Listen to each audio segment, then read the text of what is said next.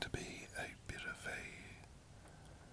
a request video that I've had. Reading from Jurassic Park, the novel. But in particular, something about Malcolm. I had a request saying, could you read something Malcolm heavy? Which I'm trying to find now. So just relax and I'll try and find something interesting to read.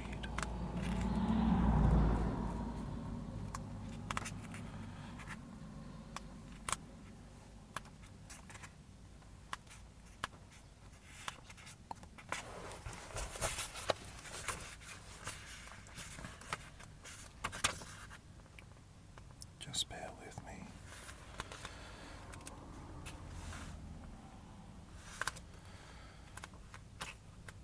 There's a lot of interesting stuff towards the end.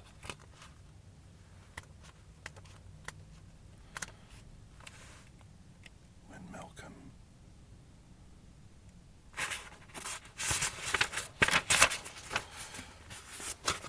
Okay, so I guess I'll read the chapter called Destroying the World. It is just after the 7th iteration. Increasingly, the mathematics will demand the courage to face its implications. Ian Malcolm. So this is in the book.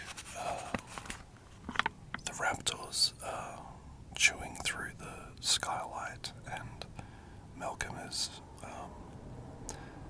he's very lucid, and I guess that's the word. He's on a lot of morphine and is just speaking gibberish. They moved Malcolm to another room in the lodge, to a clean bed. Hammond seemed to revive and began bustling around, straightening up.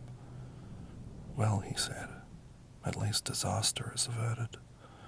What disaster is that? Malcolm said, sighing. Well, Hammond said, they didn't get free and over on the world. Malcolm sat up on one elbow. You were worried about that? Surely. That's what was at stake, Hammond said. These animals, lacking predators, might get out and destroy the planet.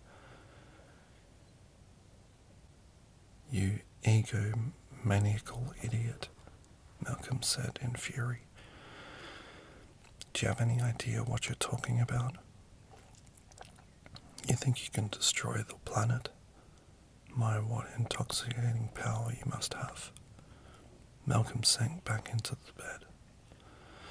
You can't destroy this planet. You can't even come close. Most people believe, Hammond said stiffly, that the planet is in jeopardy. Well, it's not, Malcolm said. All the experts agree that our planet is in trouble. Malcolm sighed. Let me tell you about our planet, he said. Our planet is 4.5 billion years old. There has been life on this planet for nearly that long. 3.8 billion years. The first bacteria. And later, the first multicellular animals. Then the first complex creatures in the sea, on the land. Then the great sweeping ages of animals, the amphibians, the dinosaurs, the mammals, each lasting millions upon millions of years. Great dynasties of creatures arising, flourishing, dying away. All this happening against the background of continuous and violent upheaval. Mountain ranges thrust up and eroded away. Cometary impacts. Volcanic eruptions. oceans rising and falling, whole continents moving.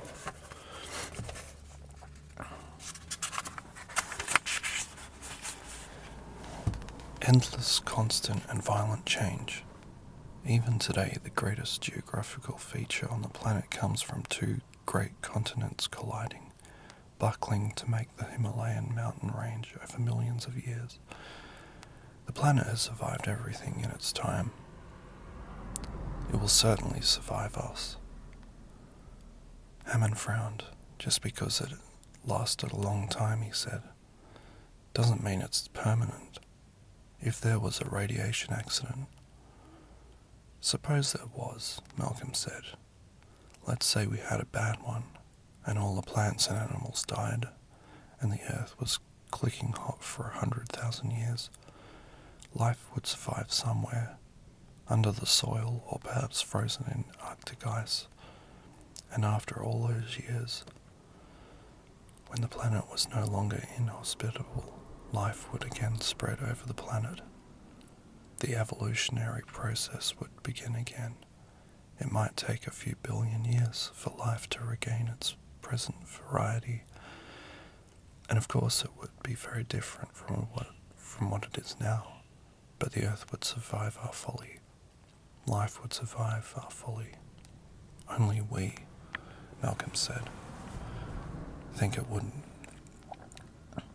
Hammond said, well, if the ozone layer gets thinner, there will be more ultraviolet radiation reaching the surface, so what? Well, it'll cause skin cancer. Malcolm shook his head. Ultraviolet radiation is good for life. It's powerful energy. It promotes mutation, change. Many forms of life will thrive with more UV radiation, and many others will die out, Hammond said. Malcolm sighed. You think this is the first time such a thing has happened? Don't you know about oxygen? I know it's necessary for life. It is now, Malcolm said, but oxygen is actually a metabolic poison. It's a corrosive gas like fluorine, which is used to etch glass. Which is used to etch glass. And when oxygen was first produced as a waste product by certain plant cells, say around 3 billion years ago, it created a crisis for all other life on our planet. Those plant cells were polluting the environment with a deadly poison. They were exhaling a lethal gas and building up its concentration. A planet like Venus has less than 1% oxygen. On Earth, the concentration of oxygen was going up rapidly, 5, 10, eventually 21%. Earth had an atmosphere of pure poison, incompatible with life. Hammond looked irritated. So what is your point? That modern pollutants will be incorporated too? No, Malcolm said. My point is that life on Earth can take care of itself. In the thinking of a human being, 100 years is a long time. 100 years ago, we didn't have cars and aeroplanes and computers and vaccines. It was a whole different world. But to the Earth, 100 years is nothing. 1,000,000 years is nothing. This planet lives and breathes on a much vaster scale. We can't imagine its slow and powerful rhythms, and we haven't got the humility to try. We have been residents here for the blink of an eye. If we are gone tomorrow, the Earth will not miss us. And we very well might be gone, Hammond said, huffing. Yes, Malcolm said, we might.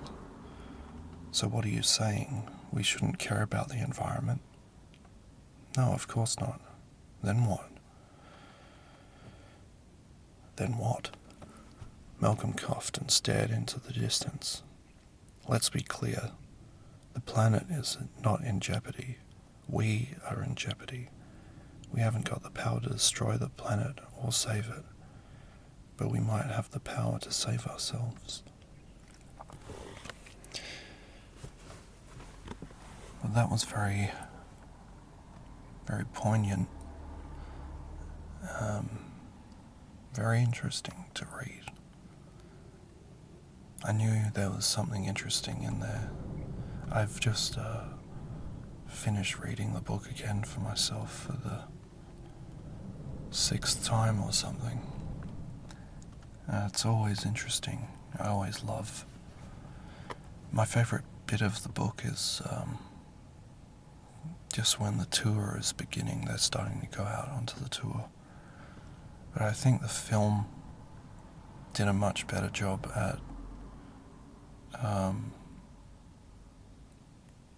they did an amazing job translating the book. I used to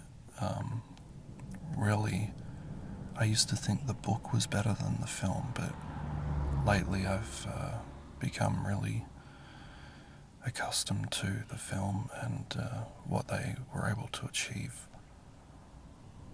and capture. It's just like that. There's magic in that film that I don't think has been replicated since.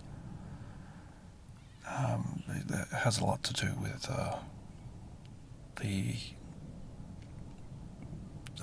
the lack of CGI and fancy camera moves, the way that the framing of every shot in that film is just, it's like there's a video on it called about the scaling in Jurassic Park,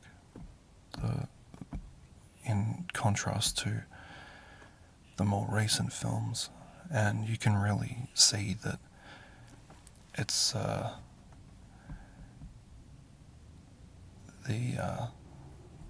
camera work in the original is just it makes you feel like it's massive, what you are seeing, and it really does feel like that. I've seen the film so many times. I really need to have a break from it, but yeah, it's just one of those things. It's like a piece of art you love looking at, and I don't think I'll ever get sick of looking at that film, or the book, actually. So I hope you enjoyed this, and it was very interesting what was mentioned in the book. This book was written in the late 80s, I think, and what we're going through now is very, very similar. If humanity was to wipe itself out, which it seems like it's hell-bent on doing, the Earth would still continue. Life would find a way, as Malcolm said.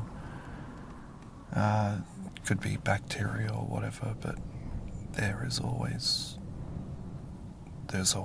life on this planet. And what we perceive as time is nothing compared to the grand scale of things. I like thinking about that stuff, and thank you to the viewer who asked. I think they're called ASMR Gamer. They requested this video. Really, really interesting stuff to talk about. So thank you very much for watching, and hope this video was interesting for you. Thanks.